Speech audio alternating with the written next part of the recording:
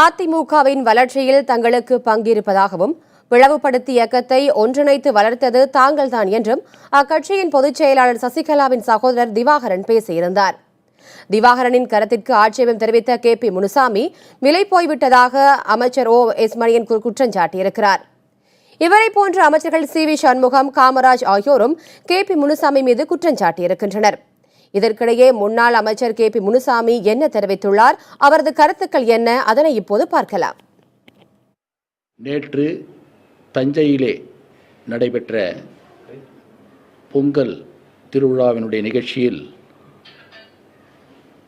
திரு முனைவர் நடராஜன் அவர்கள் ஏற்பாடு செய்த அந்த நிகழ்ச்சியில் அவருடைய மைத்துனர் திரு திவாகர் அவர்கள்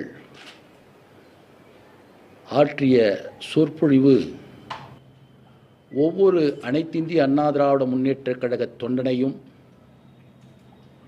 கழக நிர்வாகிகளினுடைய உணர்வுகளை மிகவும் காயப்படுத்தியிருக்கிறார். எந்த விதமான இந்த இயக்கத்தில் உரிமையும் இல்லாத ஒரு நபர் இந்த இயக்கத்தை தாங்கள்தான், தங்களுடைய குடும்பம்தான் வழிநடத்தியதைப் போல கருத்துக்களை சொல்லியிருக்கிறார். அதற்காக நிச்சயமாக ஒவ்வொரு அண்ணா திராவிட முன்னேற்ற கழக தொண்டனத்திலும் அவர் வருத்தத்தை தெரிவித்து ஆக வேண்டும். முதலாவதாக ஒரு கருத்தை சொல்லுகிறார். திண்டுக்கல்லில் நடைபெற்ற முதல் இடைத்தேர்தல், அனைத்திந்திய அண்ணா திராவிட முன்னேற்ற கழகம் உருவாக்கப்பட்டு முதல் இடைத்தேர்தலிலே நாங்கள் தான் நடத்தினோம் என்று சொல்லுகிறார். அப்பொழுது இவருக்கு என்ன வயது என்று இருக்கும் என்று நீங்களே யூகித்துக் கொள்ளுங்கள். இவருக்கும் அந்த தேர்தலுக்கும் என்ன சம்பந்தம் இருக்கிறது? இதற்கு கூட்டாக SDS அவர்களை கூட்டுக்கு அழைக்கிறார். அவர் தேர்தல் களத்தில் இருந்தார், அவர் ஒரு பகுதியில் இருந்தார். அதைப்போல புரட்சித் தலைவனுடைய உண்மையான தொண்டர்கள் தமிழகம் முழுவதும் இருந்து அந்த தேர்தல் களத்திலே தங்களை ஈடுபடுத்திக் கொண்டார்கள். அதிலே நாஞ்சில் மனோகரன் இருக்கிறார், PH பாண்டியன் இருக்கிறார், அனகாபுத்தூர் ராமலிங்கம் இருக்கிறார், KA கிருஷ்ணசாமி இருக்கிறார், RM வீரப்பன் இருக்கிறார், கோவை செழியன் இருக்கிறார், SDS இருக்கிறார், முனாதி இருக்கிறார், எட்மண்ட் இருக்கிறார். இப்படி அன்று புரட்சித் தலைவர் வெளியே வந்த பொழுது தலைவராக ஏற்றுக்கொண்ட அன்றைய நிர்வாகிகள் முழுவதும் அந்த தேர்தலிலே தங்கள் களத்திலே அவர்கள் தேர்தல் பணியாற்றியிருக்கிறார்கள். அந்த தேர்தல் வெற்றி என்பது நாங்கள் தொண்டர்களாக அங்கே பணியாற்றினோம். அந்த வெற்றி என்பது முழுவதும் புரட்சித் தலைவர் எம்ஜிஆரினுடைய புகழுக்கு கிடைத்த வெற்றி. அந்த வெற்றியை ஒரு சாதாரண நபர், எந்த வகையிலும் இந்த இயக்கத்திற்கு ஒரு ஒரு ஒரு துரும்பு அளவு கூட தன்னை இணைத்துக் கொள்ளாத ஒரு நபர் இந்த இயக்கத்தையே நாங்கள் வழிநடத்துவோம் என்று சொல்லுகிறார். இதற்கு நான் வன்மையாக கண்டிக்கிறேன். அதற்கு அவர் வருத்தம் தெரிவிக்க வேண்டும். அதே போல கழகம் இரண்டுபட்ட நேரத்தில்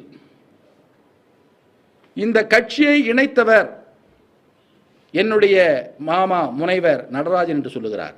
அவர் அப்பொழுது எங்கு இருந்தார்? என்ன நிலையில் இருந்தார்? இந்த நாடு தெரியாதா? அதிலே நானும் பங்கு பெற்றிருக்கிறேன் என்று சொல்லுகிறார். கட்சி இரண்டாக உடைக்கப்பட்ட பொழுது இதயம் டாக்டர் புரட்சித் தலைவர் எம்ஜிஆருடைய துணைவியார், மறைந்த முன்னாள் முதலமைச்சர் ஜானகி அம்மையார், இந்த இயக்கத்தை உருவாக்கியவர் என்னுடைய கணவர், இந்த இயக்கம் பாழ்பட்டு கூட விடக்கூடாது என்பதற்காக அவராகவே வழியில் வந்து புரட்சித் தலைவி அம்மா அவர்களை இந்த இயக்கத்திற்கு தலைமையேற்றுக் கொள்ளுங்கள் என்று சொல்லி உடைந்த இயக்கத்தை இணைப்பதற்காக, இரட்டை சின்னம் கிடைப்பதற்காக தான் கையெழுத்திட்டு தேர்தல் ஆணையத்திலே கொடுத்திருக்கிறார்.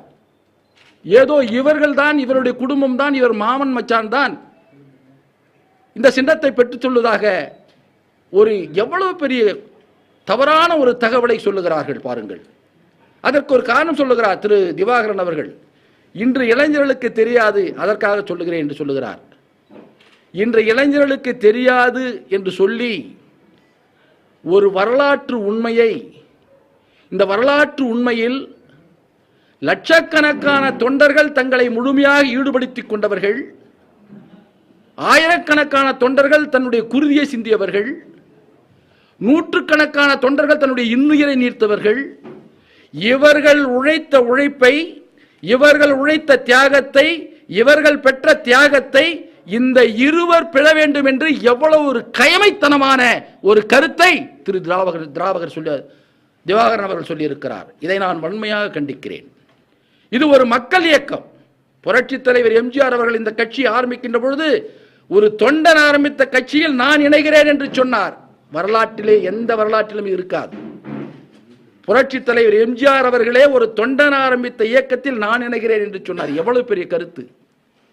PH பாண்டியன் போன்றவர்கள் எல்லாம் அந்த நேரத்திலே, அந்த தேர்தல் இடத்திலே மிகவும் கடுமையாக உழைத்தவர்கள். ஆனால் இவர் இந்த இயக்கத்திற்கு இன்று உரிமை கொண்டாடுகிறார். இன்று இருக்கின்ற தலைமை கழகம் மரியாதைக்குரிய மறைந்த அன்னியார் ஜானகி அம்மாவினுடைய சொந்த சொத்து. அதை இந்த இயக்கத்திற்காக கொடுத்திருக்கிறார். இவர்கள் எப்படி செய்ய முடியும்? ஏதோ இவர்கள் இருந்தார்கள், இருந்ததை வைத்துக் கொண்டு இருக்க வேண்டுமே இல்லாமல் கட்சியிலே இல்லாத ஒரு நபர் இவர். கட்சிக்கும் இவருக்கும் என்ன சம்பந்தம் இருக்கிறது?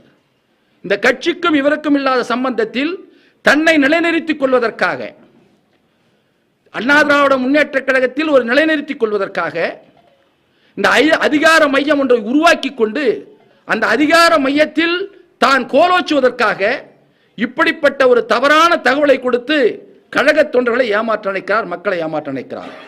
இது முற்றிலும் தவறான ஒரு செயல். தயவு செய்து இனிமேல் இது போன்ற கருத்துக்களை அவர் சொல்லக்கூடாது என்று உங்கள் வாயிலாக நான் கேட்டுக்கொள்கிறேன்.